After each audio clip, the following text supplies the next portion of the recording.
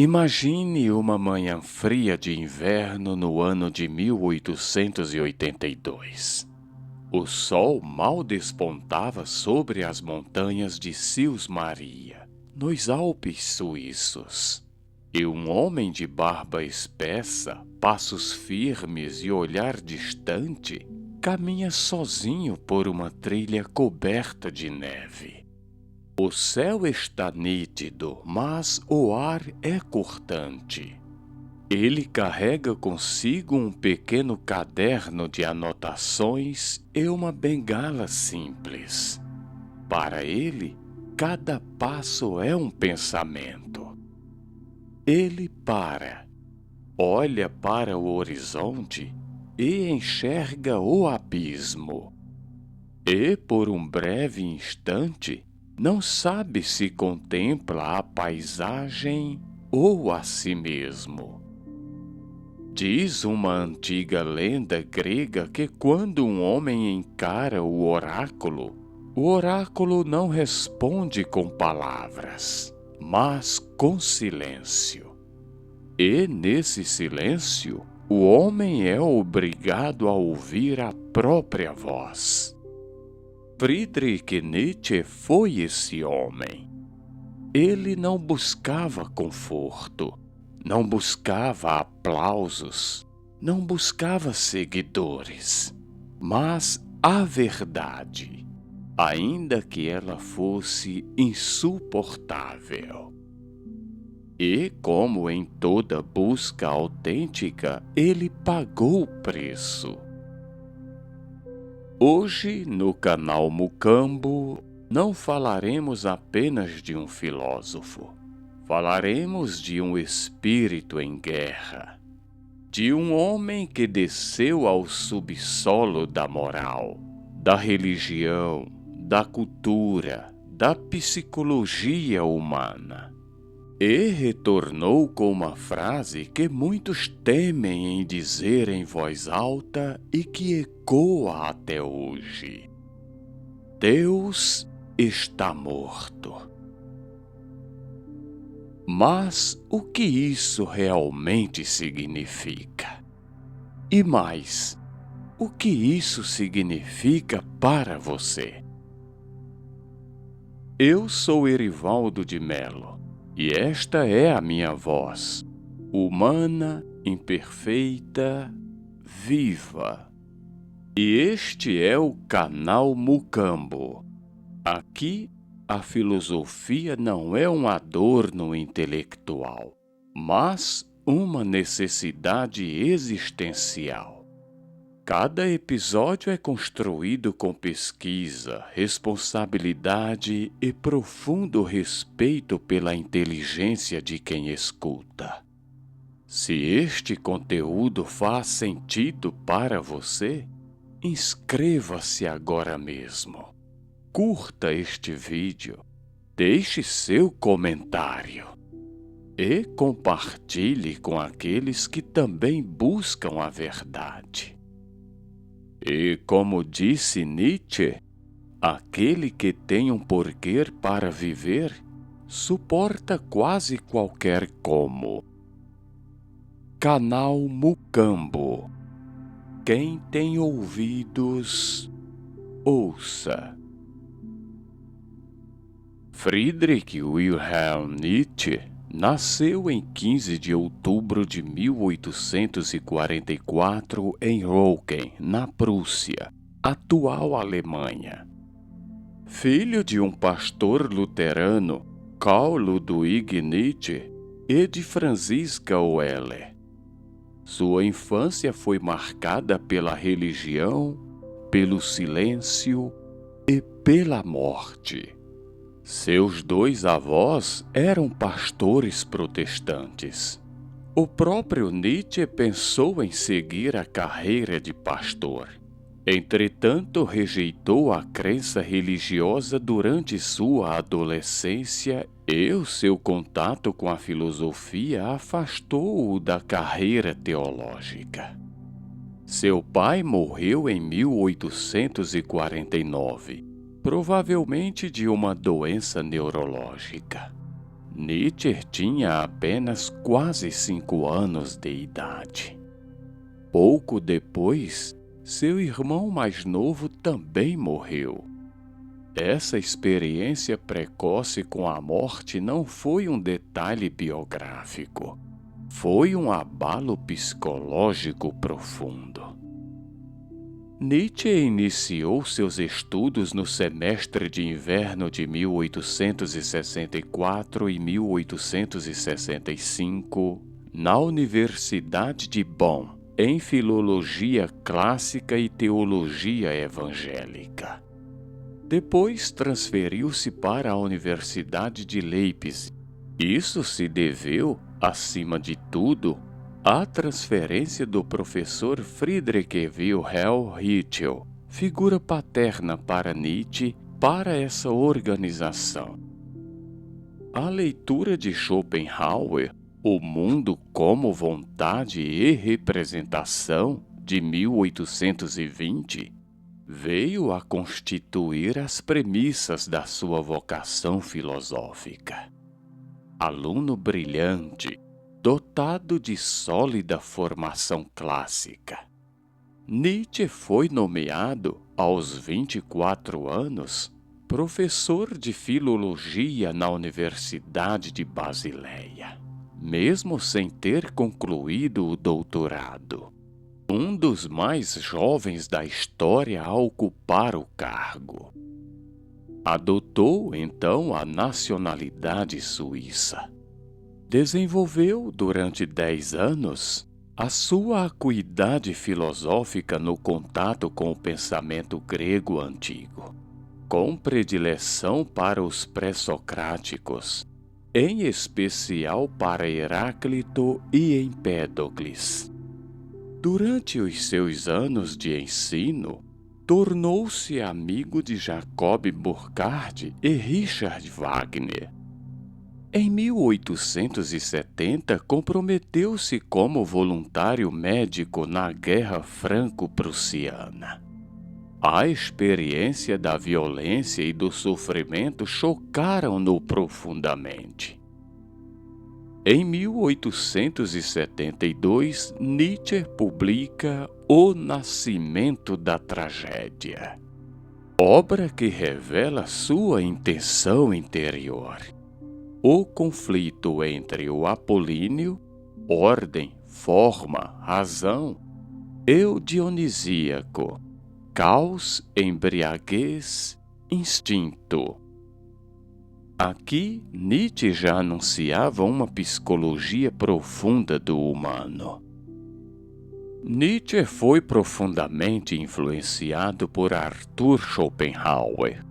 Sua filosofia do sofrimento, da vontade cega, do pessimismo, marcou o jovem filósofo. Também foi amigo íntimo de Richard Wagner. Mas Nietzsche não era feito para seguir mestres. Rompeu com Wagner quando percebeu nele um retorno ao nacionalismo e ao cristianismo que tanto criticaria em sua obra O Caso Wagner. Essa ruptura foi dolorosa. A solidão tornou-se sua companheira definitiva. Em 1879, aos 34 anos, ele se aposenta da Universidade de Basileia. Seu estado de saúde obrigou-o a deixar o posto de professor, como fortes enxaquecas, distúrbios visuais, dores crônicas. Sua voz inaudível afastava os alunos. Começou, então, uma vida errante em busca de um clima favorável tanto para sua saúde como para seu pensamento. Veneza, Gênova, Turim, Nice, Sils Maria. Escrevia em pensões baratas, em quartos frios, entre crises físicas e insights filosóficos. Não somos como aqueles que chegam a formar pensamentos senão no meio dos livros. O nosso hábito é pensar ao ar livre, andando, saltando, escalando, dançando. Em 1882, encontrou Paul-Ré e Lou Andréa Salomé, a quem pediu em casamento. Ela recusou após ter-lhe feito esperar sentimentos recíprocos. No mesmo ano, começou a escrever a sua obra mais poética e profunda. Assim falou Zaratustra, quando de uma estada inicie. Aqui, filosofia e literatura se fundem. Zaratustra desce da montanha para anunciar que o homem é uma ponte, não um fim. Psicologicamente, Nietzsche antecipa temas que Carl Jung mais tarde desenvolveria: a sombra, o processo de individuação, a necessidade de integrar instintos. A Universidade de Zurique e estudos junguianos reconhecem a influência nietzschiana na psicologia profunda. Torna-te quem tu és. Essa frase é um chamado à responsabilidade radical. Nietzsche não cessou de escrever com um ritmo crescente. Este período terminou brutalmente em 3 de janeiro de 1889, com uma crise de loucura que, durando até a sua morte, colocou-o sob a tutela de sua mãe e sua irmã. Nietzsche sofreu um colapso mental. Ele teria testemunhado o açoitamento de um cavalo no outro extremo da Piazza Carlo Alberto. E então correu em direção ao cavalo, jogou os braços ao redor de seu pescoço para protegê-lo e, em seguida, caiu no chão. Após isso, nunca mais recuperou a lucidez. Embora a maioria dos comentaristas considerem seu colapso como alheios à sua filosofia, homem encarnado também deve enlouquecer. Foi cuidado pela mãe e depois pela irmã, Elizabeth, que posteriormente manipulou sua obra para fins nacionalistas.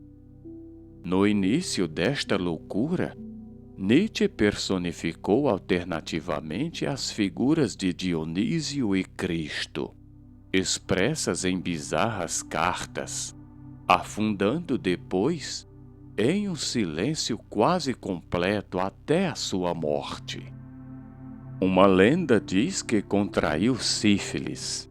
Estudos recentes defendem um diagnóstico de transtorno afetivo bipolar, manifesto desde sua adolescência, o que explica tanto suas depressões como períodos de escrita intensa, grafomania, e mesmo sua criatividade literária e poética. Nietzsche morreu em 25 de agosto de 1900, provavelmente de complicações de sífilis ou doença neurológica degenerativa. Encontra-se sepultado em Röntgen. Seus últimos anos foram de silêncio.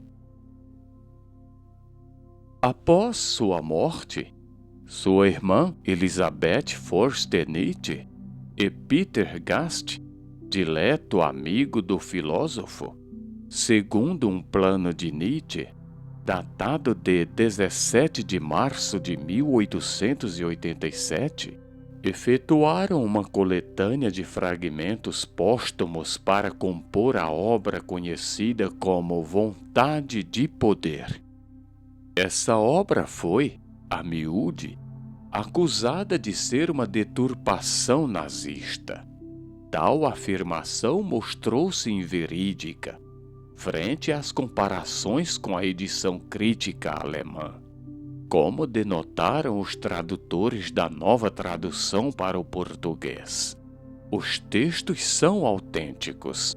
Todos são da cunhagem, da lavra de Nietzsche. Não foram, como já se disse e se insinuou, distorcidos ou adulterados pelos organizadores. Nietzsche não foi um profeta do caos. Foi um médico da cultura. Ele nos obriga a perguntar: você vive segundo seus próprios valores? Ou repete os valores que lhe foram impostos? A psicologia moderna, da USP a Harvard, estuda hoje a autonomia, a autenticidade, a construção de sentido. Temas que Nietzsche já intuía no século XIX. O abismo que ele encarou é o mesmo que habita em nós. E, como ele mesmo disse, quando olhas muito tempo para um abismo, o abismo olha para ti. A pergunta é: você tem coragem de sustentar esse olhar? Durante toda a vida, Nietzsche tentou explicar o insucesso de sua literatura, chegando à conclusão de que nascera póstumo para os leitores do porvir. O sucesso de Nietzsche, entretanto, sobreveio quando um professor dinamarquês leu a sua obra Assim Falou Zaratustra. E então tratou de difundi-la em 1888. Se este episódio provocou você, inscreva-se. Adquira as obras citadas. Os links estão no primeiro comentário fixado e na descrição deste vídeo. Ao adquirir essas obras, você aprofunda seu conhecimento e ajuda o canal Mucambo a continuar produzindo conteúdo de qualidade. E para quem deseja apoiar de uma forma ainda mais direta, mais próxima, a chave Pix é canalmucambo@gmail.com, em meu próprio nome, Erivaldo Ferreira de Melo. Seja parte deste projeto de consciência. A você que chegou até aqui, muito obrigado por sua escuta atenta. De verdade. Assista aos outros episódios. Continue pensando. Continue questionando. E, como diria Nietzsche, torna-te quem tu és. Até o próximo ensaio filosófico. Canal Mucambo. Quem tem ouvidos, ouça.